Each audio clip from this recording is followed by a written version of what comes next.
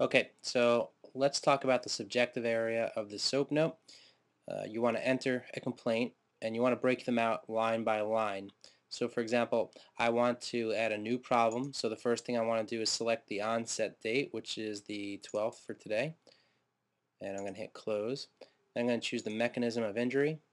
I'm going to say an unspecified reason this problem started.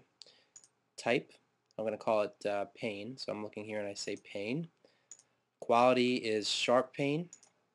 The location, you can see there's lots of different areas to choose from. I'm going to go to something very common, the lumbar spine, bilateral at L4 and L5.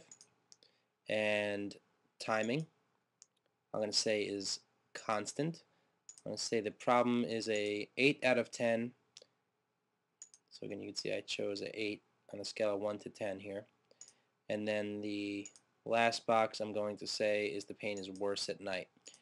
And you can see based on what I put in here, and I can see it in shorthand, unspecified pain that's sharp bilaterally at L4 and L5. It's constant, it's an 8 out of 10, and it's worse at night. I can see that the system itself tells me or generates a narrative for that one complaint. If I had other complaints, like for example neck pain, I would put that in a separate line. Or headache or whatever it is, each one of these lines I would separate out. Each one of these problems I would separate out. Of all these different boxes, really the most complicated one is choosing the area where the problem may be.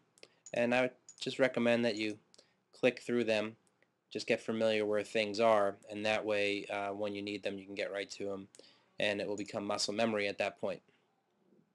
So that is the subjective area.